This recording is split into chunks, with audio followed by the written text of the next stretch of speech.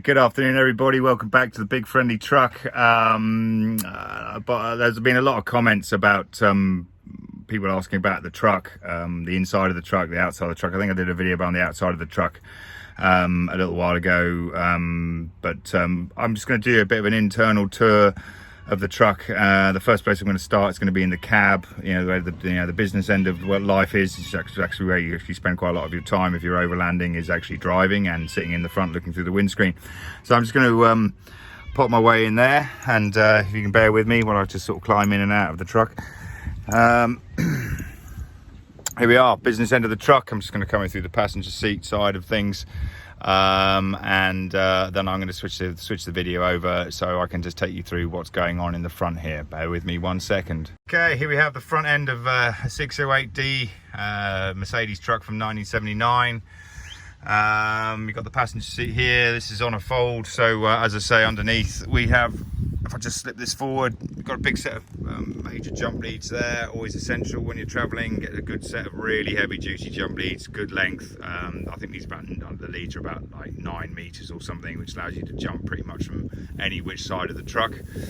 And under here we've got 3 lead acid 110 amp hour batteries. That's obviously it drives the back of the truck from the solar panels.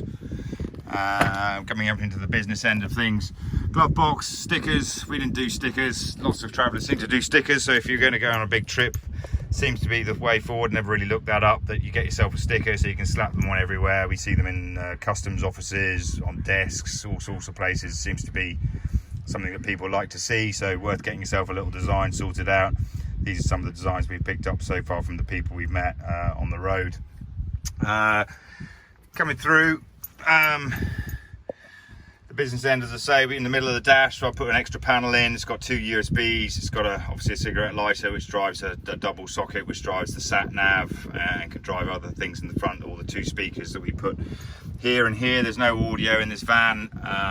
One of the biggest problems with traveling overland is that you have to go on roll-off ferries and containers, open containers like us, where the truck's actually visible, etc.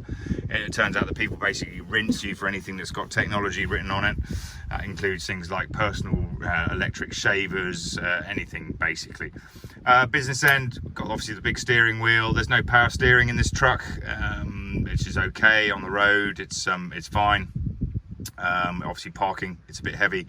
I put this little extra wheel a friend of mine gave me on it, which makes life a little bit easier when you're just cruising on the straight, because this truck obviously has a little bit of play in the steering now, in the steering box. So you're kind of always sort of fiddling with the steering, keeping the truck in a straight line, which kind of keeps you awake. The only extra I fitted as over and above what Mercedes-Benz deemed necessary to survive was I put in a rev counter, which actually is an absolute godsend. You can really climb hills and stuff and keep the engine safe and not over rev and stuff, which is, you can obviously hear the engine, but and in this truck you can certainly hear the engine because it's obviously sitting here right under this little cover here. They call that the dog box, which we put a little soundproof cover over. And certainly since Rafi and I have adjusted the tappets and the valves after the head re-torque we've just done recently, that's a little bit quieter than it was. We have some flowers. This is an Indian thing. They're obviously plastic flowers. They live on the front dash. Our air conditioning is confined to a couple of fans here. I think I can even switch them on. You get them there. There you go. That's our aircon in here. And in Turkey at 45 degrees, that was actually with the vents. There's 2 vents that actually live underneath the steering wheel, and on the other side you can open, which are direct to the front of the truck, so you end up with this sort of airflow through the truck while you're driving, which is pretty damn handy when it's 45 degrees. So that's a pretty simple system. Your gearbox is your straight, it's a 5-shift gearbox, as I said before in another video. It's not 5-speed, it's 5-shift, 3 crawler gears, 2 overdrive, and there's your handbrake, which is kind of like some umbrella handle you pull up and down. And that's really the sort of front of the truck. We started decorating it with flags, and we have the prayer flags from a friend of ours as good luck, and we have a sort of luggage net here, which is kind of where we have sort of hard copy maps and stuff, mostly of Europe and a few other countries, up in a sort of net above the cab. There was one plan here to maybe find some sort of stretcher bed and hang it off the chains off the ceiling here, so we could create a sort of a different sleeping area for guests to come. But that's kind of obviously changed as time's gone on, because now it's just me and Raf in the truck. We have a spare bed. So climbing out, just going to slip down out of the driver's door this time. And we've got obviously magnetic cup holders in the front, because this van never came when the world invented cup holders. And just to give you a quick look at the back here, there's our solar shower. I took the shower tray out of the internal shower, and we have this shower tray running up to our solar pipe, which I repaired when I got here. And that actually, to be fair, yesterday we had a shower water that was actually almost too hot to shower in. So this system does work.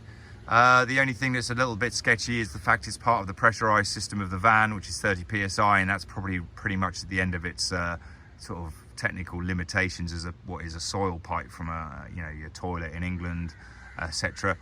But it certainly seems to work, and allows us to have showers and stuff at the towards the end of the day, after being on the beach, washing all the sand and salt off and everything else, and washing your hair before you go out or go to a restaurant, which is obviously pretty cool. Okay, going to take you back round. Let's go to the inside. Whose house is this, as they would say on Look Through the Keyhole, or whatever that program was. Obviously, because we've been ensconced here for a little while, as you can see, we've got our awning out, which is very nice to have the shade and things, as I say, when the sun's around. And we have some camping chairs, and we obviously carry this cajon jump, which acts as a table, a seat, a drum, and everything else. A skimboard we had on the roof, which has been amazing here in Agonda for raft to hang out and play on in the sea. As you'll see, there's some water bottles here. That's a 10 and 2 5s. Today I just chucked two sets of those into our water tank, which hides here, where behind that Dunlop sticker. That's 125 litres of fresh water, which we have, which is pretty good if we're not really using the shower for about a week off grid. Obviously, I've met friends who've got washing machines and 400 litres of water. That's 400 kilos. We're just carrying 125 litres, plus about 25 in the solar shower. So about 150 litres of water we have in the system at any one time. Obviously, this is a little bit of artwork done by the Pakistan artist at the truck stop where we had our truck repaired all those weeks ago. As I say, now we're in India. First thing you see as we come in, we have a pantry. This is for all your pastas, your sauces, your olive oil, soy sauce, all that sort of stuff, and things that you might want to need to cook in. And just up here we have a little veg rack hanging off the bar here that holds the curtain across the door. Access here in the van is via this rope and a footstep, which is actually from a Land Rover, about 13 quid on. So there's no real steps and stuff like that. I'm sort of fit and able kind of guy. And then we come into the interior of our van. Welcome to the inside of Ludo. And this is our home. This is where we live. We've been on the road now 16 months or something like that. And it's a pretty lovely space to be in, to be fair. Don't get me wrong. It's like a small flat. I think it's 5.5 meters long, and 2 meters wide. So you're talking about 11 meters square, flat on wheels, like a small studio flat. We'll start with the business end of things. As you're coming through the door, we've obviously got the electrical panels here. And also we have a key rack for all the various keys. There's a hell of a lot of keys, spare keys for the van. We always keep the keys there. We always know where they are. Keys for the lock boxes on the roof. Keys for all the bicycle locks on the back of the van. As I say, and then the business end of the electrics, where we have the Ring automotive box. Not very expensive, just over a couple hundred quid. That deals with all the solar panels. Down feeds the battery. I rewired that in Turkey, put new solar panels on the roof and a new fridge in the van. And that's worked out to be pretty cool. A compressor fridge is what you want. Don't go for a three-way. They use too much power. They suck your batteries dry. They use too much gas, and you're never always on hookup on the road. We're now basically completely off-grid. We haven't plugged in since Georgia. We are just leaving the sun to charge the batteries every day, and all our equipment in terms of Bluetooth speakers and iPads and phones and stuff like that. And we've so far had no problems at all.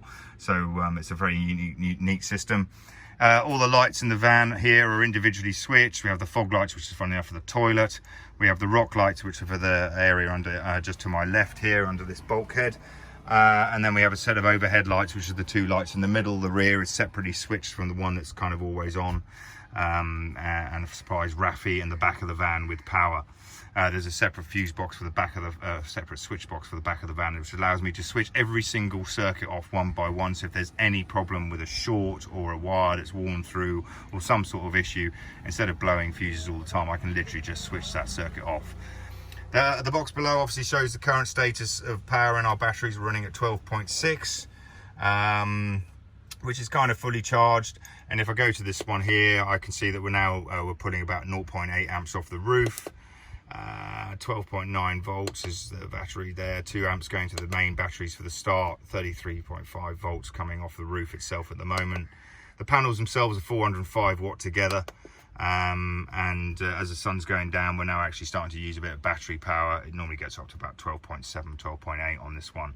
That's of course the fridge is running 24/7, so that's the thing. Radar, I call that, is for our router. We have an external area on the roof, and we have a proper 2-card router. We haven't really used that since Europe, being the founding is easier to use like a burner phone with the card in it, so you can take it out, take it in, take it out, etc. So I haven't really used that tech for a while. I have the water pump here, which drives the water pump for the water system in the van, which you can switch on and off. This is your fresh water gauge here. So if I can come in here, you can see right now we've just got half a tank of fresh water, which is all pretty cool. This light here, roof lights, turns on some exterior lights, one at the back behind the van and one down the side here. They're LED lights we got from a fire engine at the Overland show. I think Aero 5 or something like that, which just allows us to light up the external air if we think there's a problem before opening the door. As you come in, you can see that we have obviously a full kitchen. And there we have the sink. We have a mixer tap on the sink, which obviously takes the water from the solar shower as well as cold water from the tank when the pump's running, so you can mix that if you wish to. And you'll see obviously we do have plug sockets here.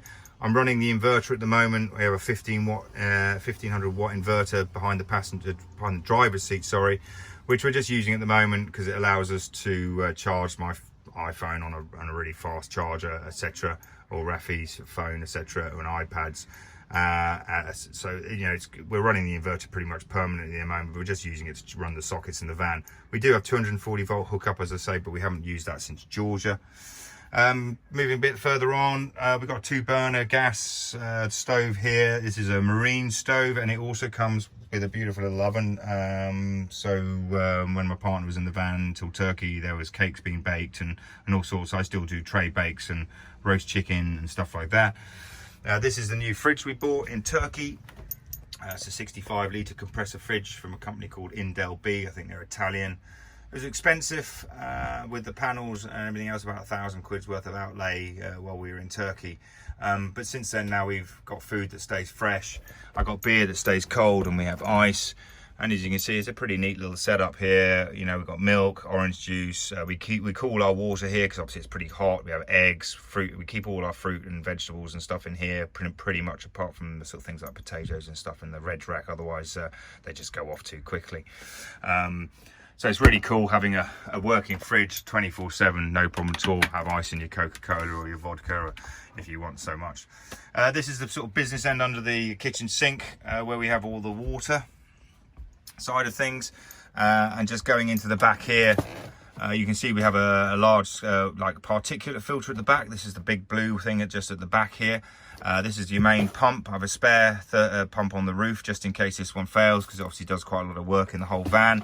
But the key thing that's probably really one of the best things that we sort of put in on the way here is, or before we got here, or when we built the van, was this is a UV filter that kills about 98.9% of anything you can put in water. So instead of us using sterilizing tablets and all that sort of palaver and things like that, we switch that on when the inverter's running. The little light comes on the charger, which means the UV light in the tube is working. The water goes past that and kills everything dead. So although we're filling up from the locals with those water bottles you saw earlier, we can then basically filter our own water, clean our own water, and then we basically tip it into a couple of big containers you can see here sitting on the wood stove, which allows us to store about 5 litres of drinking water, so we can refill our bottles, put them in the fridge, and know that we're drinking water that's technically safe and shouldn't make us sick, which is obviously quite a big consideration when you're travelling through countries like India, Pakistan and stuff like that, where fresh water and clean water is a bit of a problem. Recent additions to the van, I put a whole load of new hooks in here. So I've got some Indian hooks there to replace the sort of fairly standard hooks that we had in here before from these sort of builders merchants. And up above the cab, as you can see here, there's all our storage space for duvets and things when it gets cold, and spare bedding and pillows and bits and pieces like that. Also where we put our Bluetooth speakers, so of course when we leave the van and put it on a ship, we can take all our electronics with us.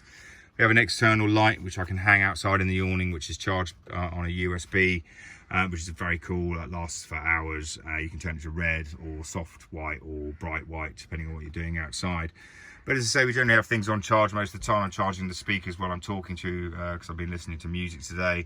And we obviously charge things like power packs and bits and pieces throughout the day while the sun's up, leaving the batteries just to drive lights in the fridge at night time. I've got my cycling bag kit here, which is all my cycling stuff for the bikes on the back. And recent addition was this new sort of door handle here. I started moving things around a little bit as you improve the van as you travel. Cupboard and storage space. This is the games cupboard. Has Monopoly, chess, all sorts of stuff. Uno, Connect 4, Scrabble in here, dominoes, etc. Plus our washing line and washing pegs and stuff. This is like what I call our daily first aid cabinet for things like sunscreen, paracetamol, ibuprofen, like whatever you need just on a daily basis. We do have a medical box, and I'll take you to that storage cupboard a bit later. This cupboard here. This cupboard here is just filled with sunglasses, books, bits and pieces, just another sort of storage cupboard, headphones and stuff that you know, you just generally have in your van. Basically, you could probably use that a bit more wisely. This side, moving across, we have another little storage space here. This is where I keep all the external lighting, head torches, candles and stuff like that in. So everything has its place, so you know where everything is. Obviously above the kitchen area, you have all the cutlery, plastic cups, plastic glasses and things, and egg cups and stuff for us to actually eat for four or five people. Mixing bowls, sieves, salad bowls, all that kind of stuff lives in this cupboard.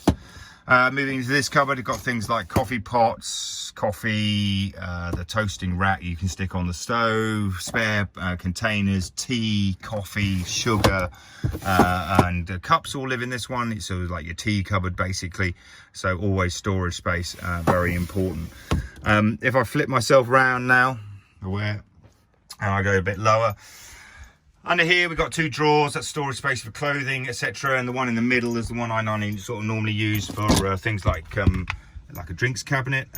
We don't really have any drinks after Iran, but there is a mixer yeah, for making cocktails and things in there, and a card system for all the recipes.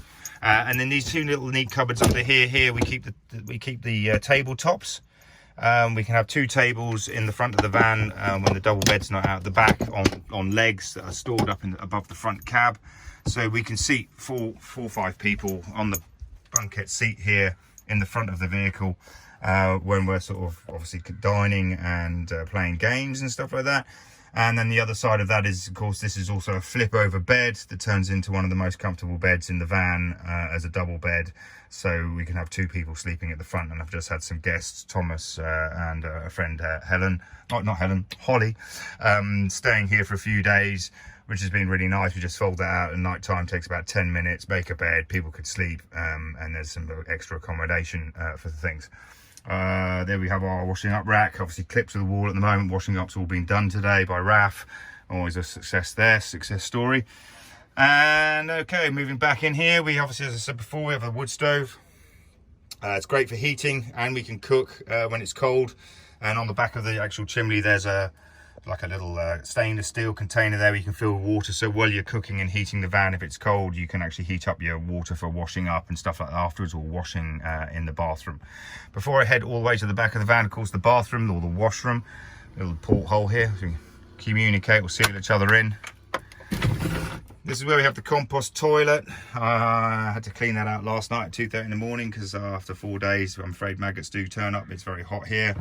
We have a sink which has a mixer tap on it, and again it's attached to the solar shower. You can pull this out, put it out the window, have a shower outside if you want, or have a shower inside. There is a shower tray floor underneath the carpet here. Unfortunately, it's a bit broken at the moment. We've managed to crack that somehow, so it's not, we actually normally as I say, shower outside.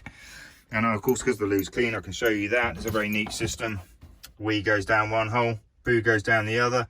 We've bagged that up when we're sort of stationary like this, unless there's some very obvious places for us to dig stuff in. We generally bag it and then work out whether we can tip it out into a hole and then just lose the bag, or have to unfortunately dump it in a bin.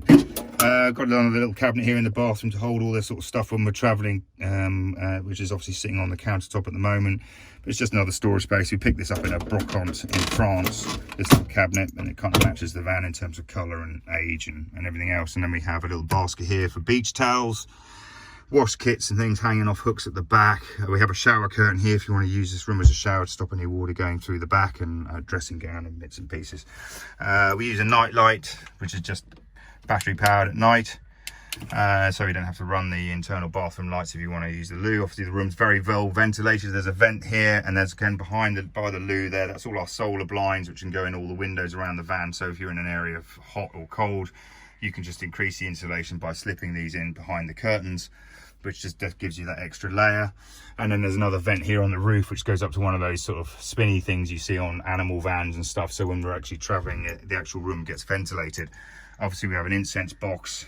You know, it's a compost toilet, don't get me wrong, it's nothing like a new toilet in the world of flushing and everything else, but you can obviously burn some incense, and you know, the van never smells like you have a toilet in it, basically.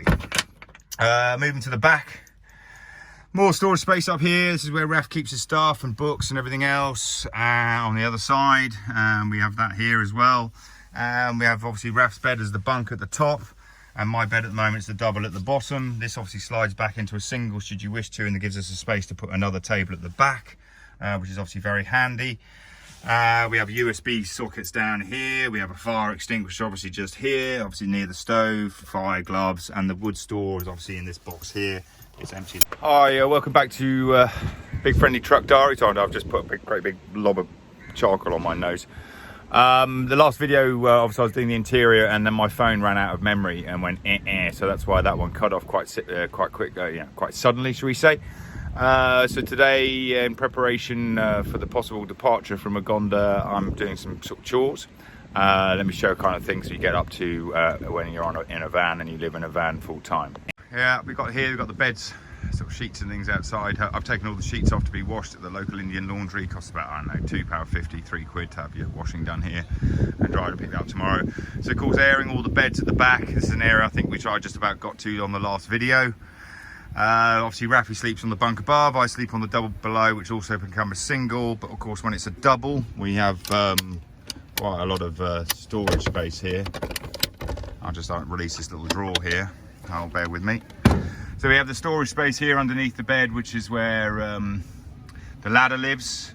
According to Overland feeds, having an external ladder on your van, unless you can lock it off, you shouldn't have one. You should therefore have a collapsible ladder. The nice thing about this is you can put it all around the van and work anywhere around the van. Very handy piece of kit, basically. Because if you have a ladder on your van that's not locked down, obviously people can get onto the roof and rifle through what's on your roof boxes, unless you've got padlocks and stuff on them and things like that, so not so good.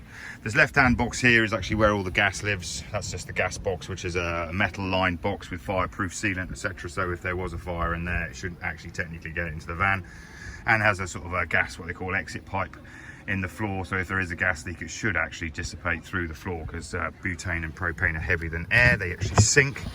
This cupboard here, got a 12-volt generator which I haven't used as yet. I also have a compressor in there and a cordless drill, which is very handy for the maintenance of the vehicle. So as you can see, the whole van really is built around having some storage space, because that is the key ingredient when you live somewhere full time. You can never have enough space. In fact, the more space you have, the more you fill. So the smaller the van, the less you take. But as I've been saying to some friends, if there's stuff I haven't used in this van by the time I've done this whole trip, then it's never getting back in the van again. And I'll know exactly what to take next time. But so far, we've been using everything slowly here and there. Other thing I'm doing is we haven't been anywhere near somewhere which creates sawdust for our compost toilet, but we have been having fires at night with people round. So one of the key things here is to sift the ash in through a bowl, take out the big lumps, and then you can use that to put over your should we say heavier deposits in the compost toilet, to obviously stop flies, to dry things out, and to keep things reasonably sanitary. So there's another job there. So I'm going to clean out the grate today and put that back up on the roof. As I say, we are finally preparing to leave this beautiful place after nearly 2 months. I think we've been here 7 weeks. And yeah, as I say, it's a bit like the Hotel California here at Agonda. You can book in, but you can't ever leave. Mixed reservations about obviously getting the parts that are hopefully arriving from UPS tomorrow, and finishing off fixing the truck so we can actually get mobile. I mean, we are mobile, but I'm just trying to fix some stuff that needs to be fixed before we continue on. I'll speak to you all about that a bit later in another video, because the dealing with Indian customs has been a real drama. See you all later. Thanks for watching. Bye.